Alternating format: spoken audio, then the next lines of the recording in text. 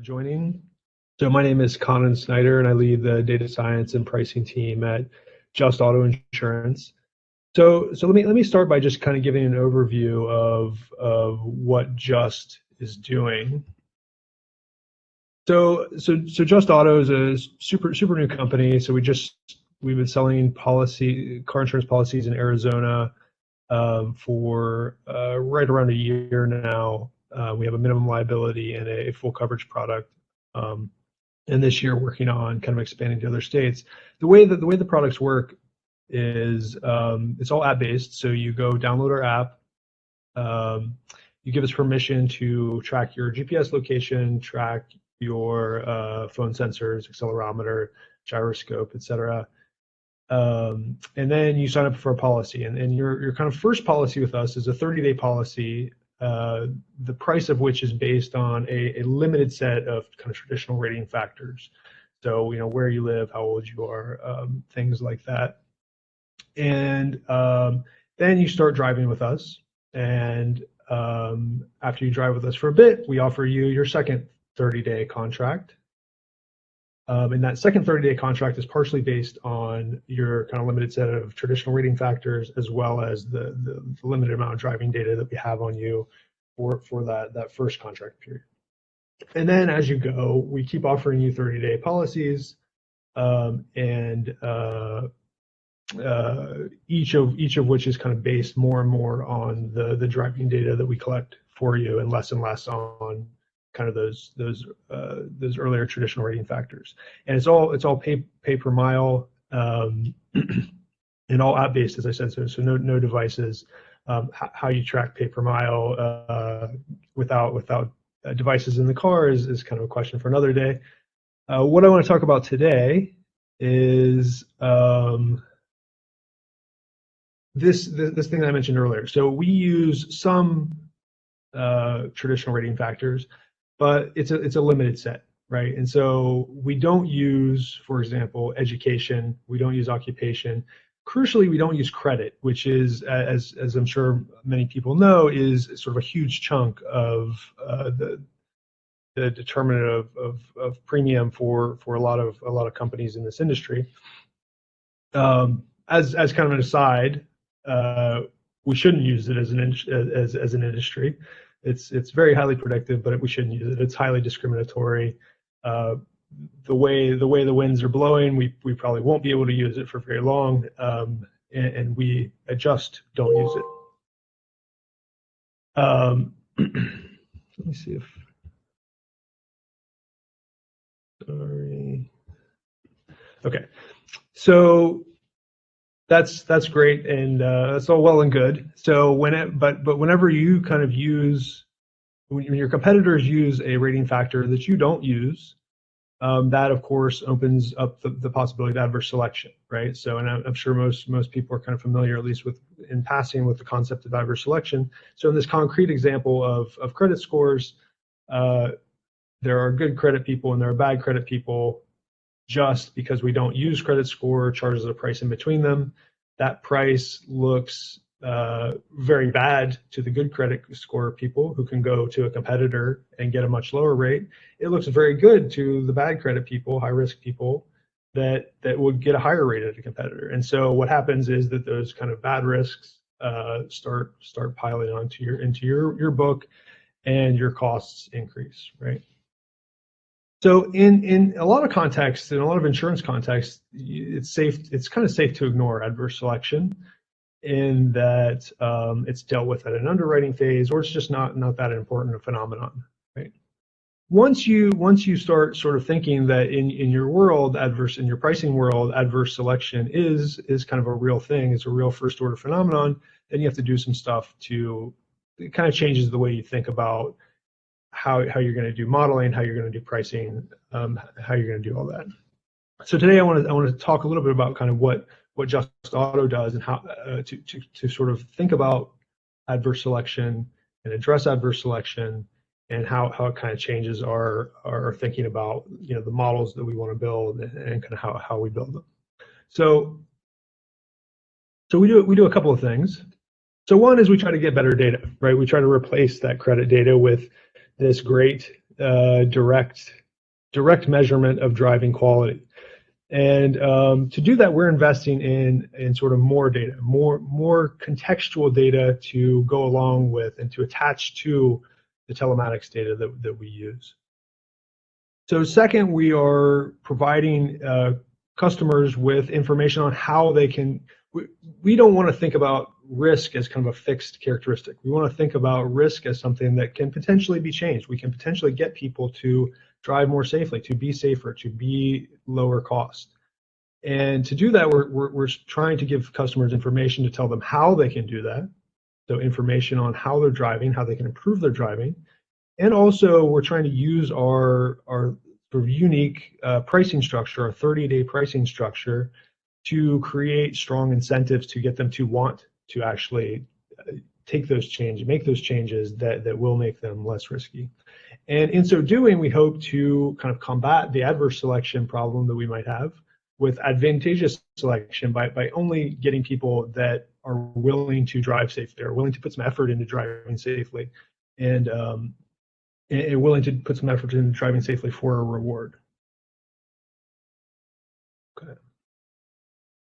So context, I'll kind of go through this quickly. So traditional UBI programs, or UBI programs have traditionally, this is changing a bit, as we speak, but they traditionally rely on kind of this fairly narrow set of stuff that you can measure from the phone. You measure hard braking, you measure things like how often do you drive over 80 miles per hour, and I think that the temptation is to think, well, if you have billions in, if you have exabytes of data on how lightly or hard somebody taps their brake, you can figure out everything you need to know about a person's driving quality and risk, right? Just deep learn it, right? So our perspective is a little bit different, and we think that those billions of miles of people tapping their brakes can probably give you something that's reasonable to tell you who to give 20% discounts to. But when you want to kind of lean on this as the sort of core of your pricing models, you need more. And so we're investing in contextual data sources that we can. We want to know things like not just are you speeding, but are you speeding in the rain? Are you speeding in heavy traffic? Are you speeding through unprotected lefts? So tons of fatal accidents happen at intersections, right? So we need to know where those intersections are and how you, in particular, drive at those intersections. So this is often a challenge. So I put a picture here of an accident report. So you want to know to sort of illustrate the challenges of this. So the issue is, how do you do this in like sort of a global scale, right? So if I want to collect accident reports to figure out how safe or risky any particular piece of road is, I need to collect all the sort of accident data. Well, that's typically in the form of non-standardized, handwritten, sloppily written in some cases, police accident reports. The technology that's really important here is how can we kind of do at scale? How can we go grab all those, record those as data, and then go and attach those to the telematics data that we have that we can then use as features in our models. And so we're investing a lot with third parties to sort of do that.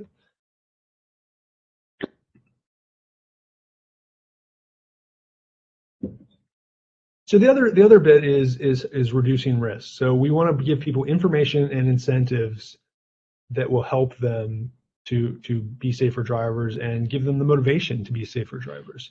So what we're doing is sort of taking our driving data and trying to turn that into feedback. So you can imagine lots of ways to do this. You can imagine like coaching advice. So when you go into an intersection, you should do this. You can imagine kind of giving risk warnings, right? So there's an accident ahead. You should take this alternative, safer route, right? Or there's a high risk area ahead. You should take this alternative, safer route. You can imagine things for comprehensive coverage, like telling people when there's a hailstorm coming, telling people when they park in a high crime area or a low light area, that they should move to a different area, and that will improve their risk. So we do things through telling people how to be safer. So now, why would people do that? Why would people actually take that advice? Well, they might be intrinsically motivated, right? They might intrinsically want to be safer drivers, but they also may need a little incentive, right? And so this is where our kind of unique pricing structure comes in. It's unlike kind of traditional policies that are based on kind of 6-month or 12-month terms. There are a few other kind of monthlies out there as well, but sort of typically we talk about 6 or 12-month contract terms, and that makes it kind of hard to induce someone to think about their behavior now when nothing's going to change for 6 months, right? And so we want to use our 30-day contracts to design incentives to do this, and we want to create 2 types of incentives. One, we want to create incentives that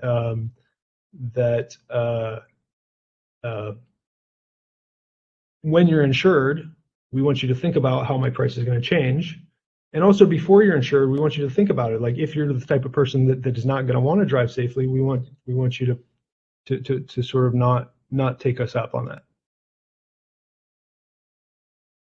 Okay, so how do you design dynamic prices? Well, there's kind of a couple things. So you want to give people, because we know that there's adverse selection. I'm just going to skip to pricing insights. So what are some of the kind of design features that dynamic prices need to have? Well, initial prices need to be high, and that's because we have this adverse selection problem. When you first walk in off the street, we're not going to know as much about you as kind of our competitors know about you, right? So those initial prices need to be high. If you show that you're a bad driver, we need your prices to go even higher and at a fast rate, right? And that's because if you found it a good deal at that initial month price, that probably means you're a bad risk, and we learn a lot when you stick around. Similarly, we want prices, if you're a good driver, to drop really quickly, right? And so you need to have incentive. That kind of gives you the incentive to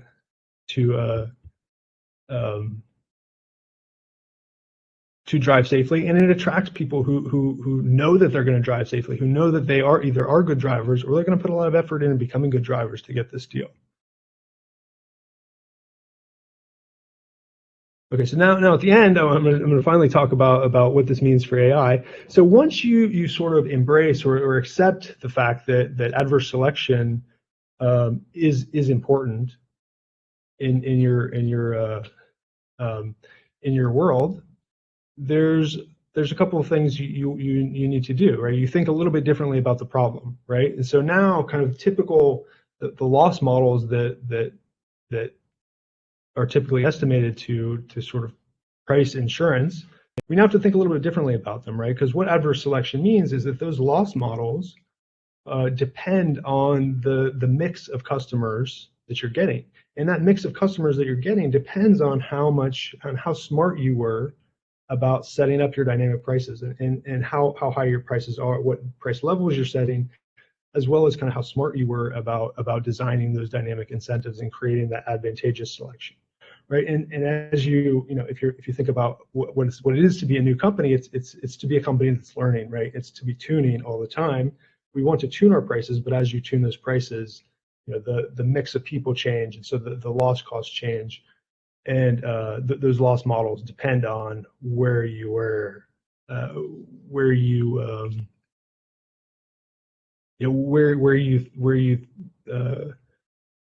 basically, if you think about like a typical GLM loss model, the coefficients of that loss model depend on how steeply you've increased prices. If you had a bunch of data where prices are flat, presumably, and adverse selection is important, then presumably the loss model is going to change as you change the structure of your pricing. So this again our 30-day contracts help us out here, right? Because now we can update, we can change prices quickly. Any changes that we make with regulators to our rate cards diffuse totally through our system in 30 days. And so you can start thinking about making smaller steps and sort of doing some reinforcement learning type thinking about how you make steps over time and how you tune those policies over time. And so essentially, it's just a slightly different perspective. It requires a slightly different perspective on estimating models and updating prices based on that.